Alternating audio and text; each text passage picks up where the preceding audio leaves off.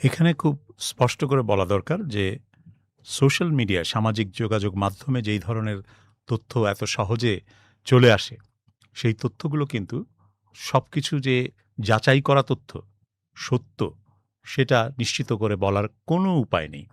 আপনি শুনলেন একটা কথা এবং সেই শোনা কথাই হয়তো আপনি জানিয়ে দেবেন, আপনার বন্ধুদের সাথে শেয়ার করতে চাইবেন বলে আপনি দ্রুত সামাজিক যোগাযোগ মাধ্যমে সেটা ছেড়ে দিলেন।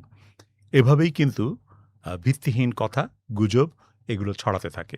অপতথ্য, ভুয়া তথ্য কিংবা উদ্দেশ্যপ্রণোদিত প্রচারণা সবকিছুই এভাবে ছড়াতে থাকে। সুতরাং এখানে উচিত হবে সাধারণ মানুষের তথ্য যাচাইয়ের তো সব কলাকৌশল সবার জানার কথা না। সেজন্যে মূলধারার সংবাদ মাধ্যমের উপর নির্ভরশীল হওয়া।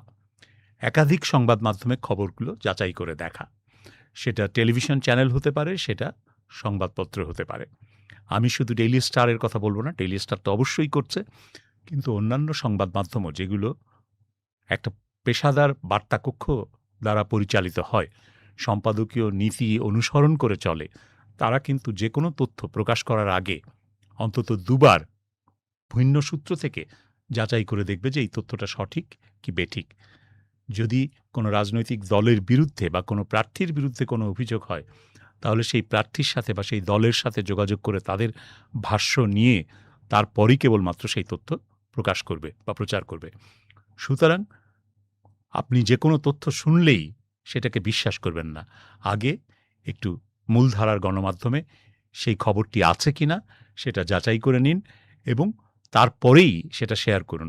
শেয়ার করার যে একটা প্রবণতা, যে দ্রুত শেয়ার করা দরকার, সেটা সম্বরণ করুন সেই প্রবণতা। এই ঝোঁকটা ঝুঁকিপূর্ণ। আপনি কোনোভাবেই মিথ্যা তথ্য, গুজব বা অপপ্রচার, এটা আপনি না চাইতেও বা অজান্তে আ প্রচ তার প্রসার ঘটানো বা তার প্রচারে সহায়তা করাটা দায়িত্বশীলতার কাজ হবে না।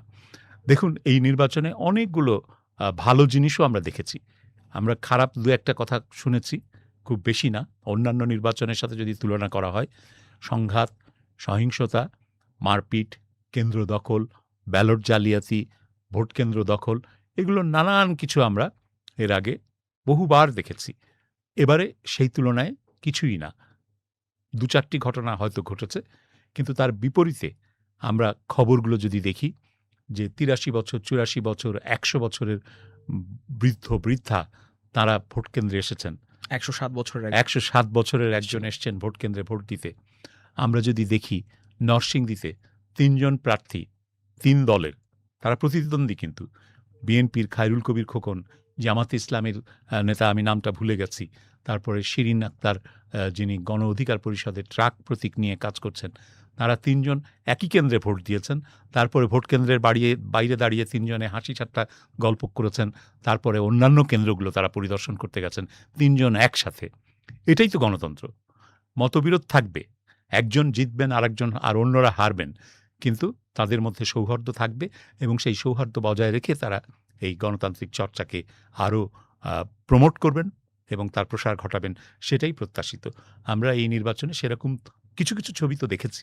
সুতরাং আমাদের আশাবাদী হওয়ার যথেষ্ট কারণ রয়েছে।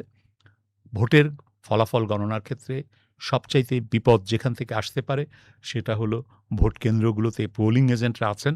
সেই পোলিং এজেন্টরা চূড়ান্ত গণনা শেষ হওয়ার আগেই ফলাফলের শিটে, ফলাফলের ওই হিসাব করার যে কাগজ, সেই কাগজে সই করার আগেই যদি বেসরকারি হিসাব হিসাবে তথ্য, ভুল তথ্য বা ভুল অঙ্ক বাইরে প্রচার করতে শুরু করেন, তাহলে গোলমাল শুরু হতে পারে। সুতরাং আমাদের উচিত হবে নির্বাচন কমিশন থেকে সরকারিভাবে যতক্ষণ পর্যন্ত একটা ফলাফল না আসছে এবং অন্যান্য আ পোলিং এজেন্টের স্বাক্ষরযুক্ত আ ফলাফল না আসছে, ততক্ষণ পর্যন্ত অপেক্ষা করা। কোনো ফল নিয়ে উত্তেজনা, অযথা উত্তেজনা তৈরির আ প্রবণতা থেকে এড়িয়ে চলাই সবচাইতে ভালো।